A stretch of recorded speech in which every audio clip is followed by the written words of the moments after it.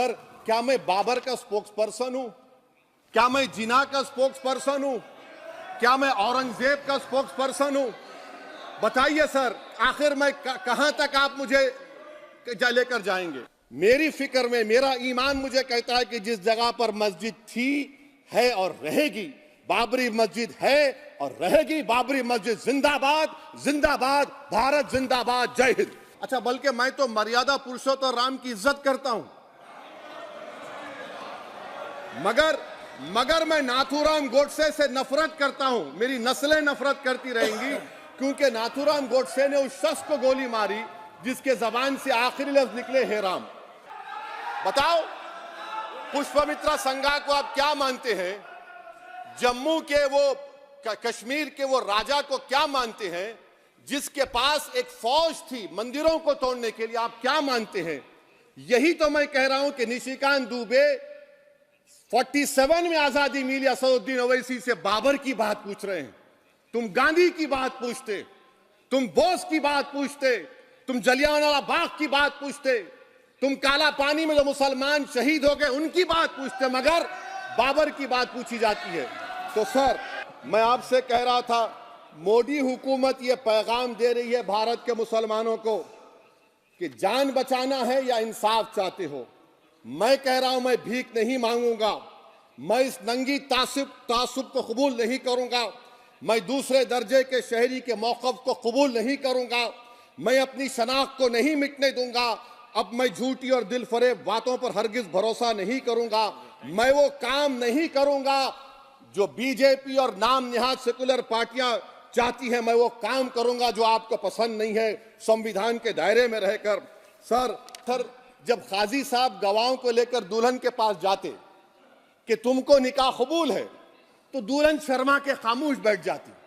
तो इनकी खामोशी रजामंदी की अलामत है। जी। तो सर, मैं खत्म करने से पहले ये जालिब का एक शेर पढ़ना चाहता हूं। आप उर्दू जानते हैं और लॉ मिनिस्टर भी उर्दू जानते हैं। हबीब जलीब ने कहा था कि हुक्मरान हो गए कमीने लोग, खाक में मिल गए नगीने लोग, हर मुहिब वतन जलील हुआ, रात का फासला तवील हुआ, आमिरों के गीत जो गाते रहे वही नामो दाद पाते रहे, रहजनों ने रेजनी की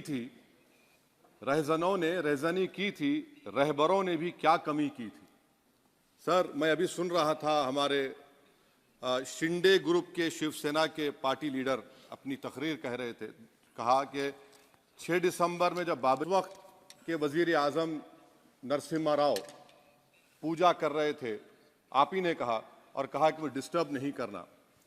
तो ये बड़ा अजीब मौका है कि नरसिम्हा राव ने कहा कि मुझे डिस्टर्ब मत करो, मैं पूजा कर रहा हूं, और जिसने रथ यात्रा निकाला, इन दोनों को मोदी सरकार ने इस मुल्क का सबसे बड़ा सिविलियन अवार्ड दे दिया, सबसे बड़ा सिविलियन अवार्ड दे दिया। तो ये बताता है कि इंसाफ जिंदा है या जुल्म को बरकरार रखा जा रहा है। तीसरी बात यह है कि सर, इस ऐवान में सियासी पार्टियां आएंगी, चले जाएंगी, आप आए, मैं आया, हम भी चले जाएंगे। मैं इस जमीन की ग़िज़ा बन जाऊंगा, ये ऐवान तो बाकी रहेगा। मगर सर, मैं ताजुब कर रहा हूं कि लोकसभा मुख्तलिफ आवाज़ों में कैसे बोल सकता है।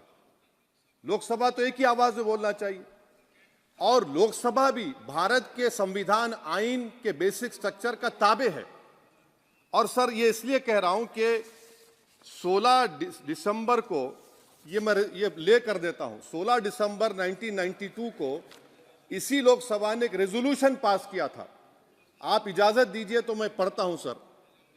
दिस हाउस, उनका नाम नहीं लेना चाह रहा था, This House strongly and unequivocally condemns the desecration and demolition of the Babri Masjid at Ayodhya by and at the instigation of forces represented among others by VHP, RSS and the Bajrang Dal, which has caused communal violence in the country. Such act of vandalism was carried out not only in violation of order of the Supreme Court, but amounted to an attack on the secular foundations of our country. This House expresses anguish at the happenings and wishes to reiterate its resolve that it will ceaselessly endeavor to uphold the secular and democratic traditions of our country and for the maintenance of rule of law. और एक paragraph है, नहीं पढ़ूंगा. मैं ताजुब कर रहा हूं कि जब इस ऐवान ने एक रेजोल्यूशन पास किया तो हुकूमत आएगी जाएगी, और हुकूमत ये मोदी हुकूमत जश्न मना रही है जो 6 दिसंबर को हुआ. तो ये एक बात है सर. चौथी बात यह है कि सर नहीं, 6 दिसंबर के ऊपर कोई जश्न नहीं किया जाता. अभी एएसआई ने सुप्रीम गलत साबित कर दूंगा सर भी. और मैंने रुक तो जाइए बड़ी इज्जत के साथ सर, मैं आपकी बड़ी इज्जत करता हूं. बताओ पुष्पमित्रा संघा को आप क्या मानते हैं? जम्मू के वो कश्मीर के वो राजा को क्या मानते हैं जिसके पास एक फौज थी मंदिरों को तोड़ने के लिए? आप क्या मानते हैं? यही तो मैं कह रहा हूं कि निशिकांत दुबे 47 में आजादी मिली असदुद्दीन ओवैसी से बाबर की बात पूछ रहे हैं. तुम गांधी की बात पूछते, तुम बोस की बात पूछते, तुम जलियांवाला बाग की बात पूछते, तुम काला पानी में जो मुसलमान शहीद हो गए उनकी बात पूछते, मगर बाबर की बात पूछी जाती है. तो सर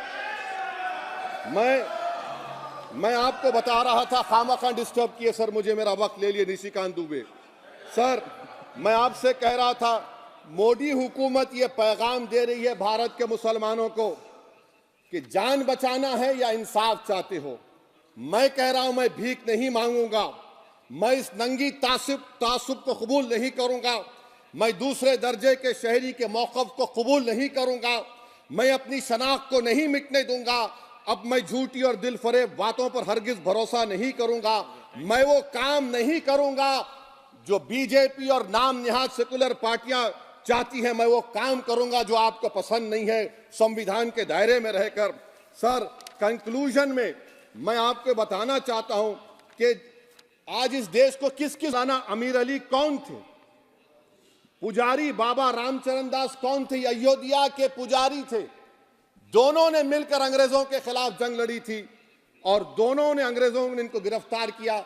और एक पेड़ पर मौलाना अमीर अली को और पुजारी रामचरण दास को फांसी दे दी गई. देश को इनकी जरूरत है. देश को शंभू प्रसाद, अचन खां, ये राजा देवी बख्श सिंह के फौज में थे, अंग्रेजों से मुकाबला किया, मुसलमान की लाश को जला दिया गया और शंभू प्रसाद को दफना दिया गया. इस देश को ये जरूरत है, देश को बाबा मोदी की जरूरत नहीं है. आज भारत को अयोध्या के मौलाना अमीर अली और रामचरण दास, अचन खान, शंभू खान की जरूरत है. सर मैं अभी सुन रहा था ये नाम निहाद सेकुलर पार्टियों के बयानात को.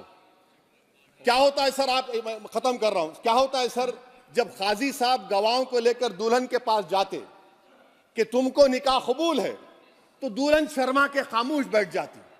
तो इनकी खामोशी रजामंदी की अलामत है. जी जी. तो सर मैं खत्म करने से पहले ये बताना चाह रहा हूं कि जब वजीर आजम जवाब देंगे तो क्या वो भारत के 140 करोड़ जनता के लिए जवाब देंगे या फिर सिर्फ हिंदुत्व की फिक्र रखने वालों का जवाब, मैं खत्म कर जवाब देंगे?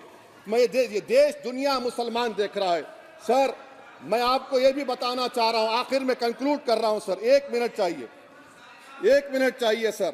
सर मेरा मानना यह है कि आज मैं बहैसियत एक भारत के गयूर मुसलमान के, let me stand as a tall Indian Muslim and say that the light of Indian democracy today is at its dimmest today, sir.